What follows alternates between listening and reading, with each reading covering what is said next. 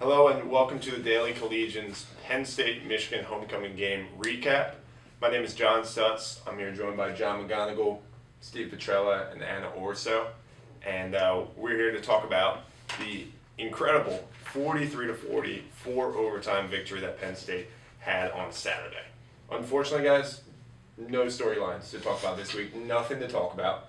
None whatsoever. None whatsoever. That was a joke.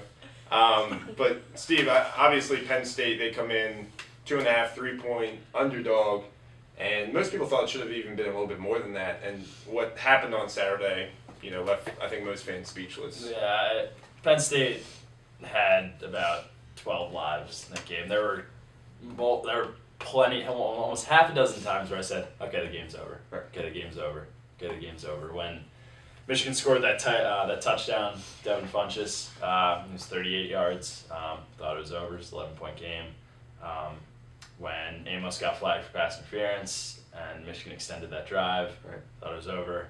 When Robinson, the first catch on the final game-tying drive when they originally ruled him out of bounds, thought it was over. Then in both overtimes, when Michigan had two chances to win it on very makeable field goals, couldn't do it. Normally a reliable kicker, too. Normally a reliable kicker. And once Penn State got to that fourth overtime, you just had to think they're pulling this game out. There was no way they can be given that many chances to survive and not take advantage of it. Absolutely. And leading into that overtime was just an absolutely miraculous 5-play, 80-yard drive from Penn State, led by Christian Hagenberg. The true freshman, go get him. And he comes out, Penn State's down 7.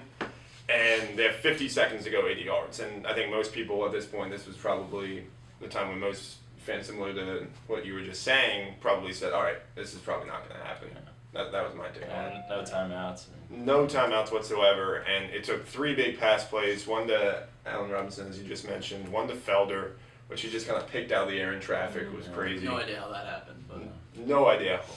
Question marks abound. And then probably what will end up being the play of the year to Allen Robinson for 36 yards, number 1 play on SportsCenter top 10 last night. Just incredible coming down with it, leading to Christian Hackberg with a 1-yard rush to send it to overtime.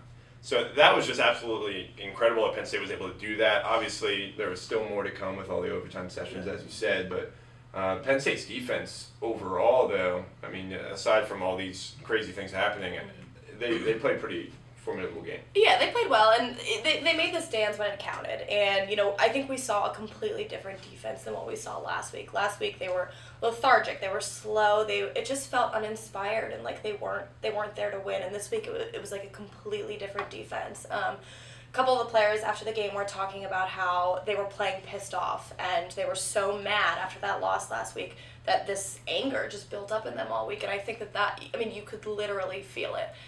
Several outstanding players, C.J. Olanian, a defensive end.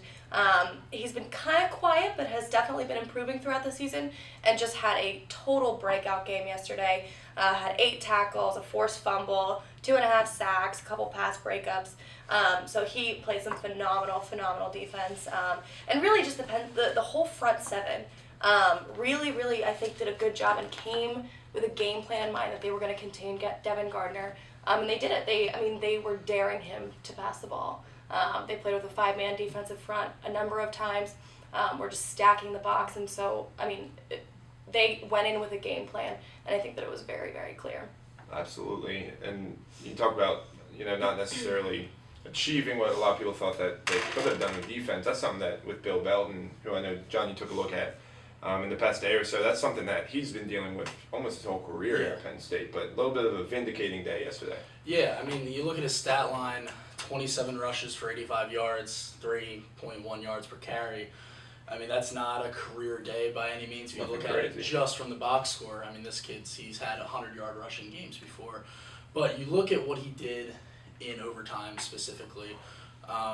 14 of Penn State's offense, or 9 of Penn State's 14 offensive plays were rushes to Belton. And they didn't complete a pass. They didn't complete a pass. Their overtime was predicated on Belton running the ball, and they relied on him heavily. And you look at the 2 runs that stuck out to most people, outside of the Allen Robinson catch to end regulation. You look at the 4th and 1 call on Michigan 16 in the 4th overtime. that Belton, a year ago, I don't think he makes that run. A year ago, he doesn't have the field vision, the awareness to go ahead and say, all right, this isn't working for me, but let me cut up and let me see where I can get the hole. Last year, I think he would just ran straight ahead and just see what happens. But you see that field vision growing in him, and he made that play to extend the drive. And then, of course, he had the game-winning touchdown, which he recognized. Again, it was a play that was kind of right off the guard. It was supposed to be, at least. And he realized that crowded middle, let's bounce it outside. He had a really great game when you look at it. You look at the stat line, may not say it, but he did. Yeah, in the overtimes, too, he set up a couple second and shorts. Yeah. I think where Toussaint for Michigan in overtime, they only had, I think, 30 total yards in the 4 overtimes, where he was picking up 1 or 2. Yeah. Belton on first down was picking up 5. He was picking up 6. It was, obviously the game didn't end until the 4th overtime, so it didn't matter that much. But I mean, but at the same he time, came to play when it mattered. Yeah, And Zach Zwinek, the big fumble that started off the second half, which kind of sent things into a downward spiral. Is that the last we see of consistent Zach Zwinek, or is that in the doghouse for a game? What do you guys think? I don't think so. I think Zach Zwinek, we know what he is. He's a downhill runner with a slight tendency to fumble the ball. I don't think Bill O'Brien will just basically push this kid aside just because of fumbles. Right. He's going to work with him. I'm sure he's going to be hard on him and make sure this doesn't happen again. But I mean, they need Zach Zwinek. Bill Belton cannot be the only running back, and obviously we didn't see Akeel Lynch. We don't really know what's going on there. He didn't play an offensive snap, so Belton may moving forward start to get some more carries than Zwinek. We don't know. Saw last year O'Brien kind of ride the hot hand with the backs. But I think we'll see. I think that's what you saw too yesterday. I mean, 4th and 1 in overtime. You figure, all right, let's give it to the 240-pound back, Zwinek, and he'll barrel forward for at least 2 yards, and that's a given. But again, you go with the hot hand, you go with Belton, who was consistent, especially in overtime. Just one last thing to do. Offensively, Brandon Felder, he stepped up. Number 2 receiver, it seems he's turning out to be 97 yards, 2 touchdowns. Yeah. Also something to look for. Felder played a good game, and Bill O'Brien said Allen Robinson was a little frustrated in the first half, and really most of the game he only had 3 catches before the final drive, and obviously he made 2 of the biggest plays of the game. But Brandon Felder was phenomenal, especially that catch on that last drive. Jesse James was good. He finally got in the end zone, which is kind of what we were waiting for. Tight ends stepped up. So for Penn State's offense, that's got to be encouraging moving forward. Absolutely, and just for the record, I believe you guys both had Michigan. Both had Penn State by 3 points. Yeah, I did. So give credit where credit is due. Anna and I had an off week. All right. Picked Michigan, but so far, obviously Penn State bounces back after a tough loss to Indiana. Upcoming is a bye week leading into the highly anticipated game in Columbus against Ohio State, who are right now number 4 in the country. So that'll do it for us here from the Daily Collegian football staff. Be sure to check all of our coverage from this weekend, and we look forward to seeing you guys next time.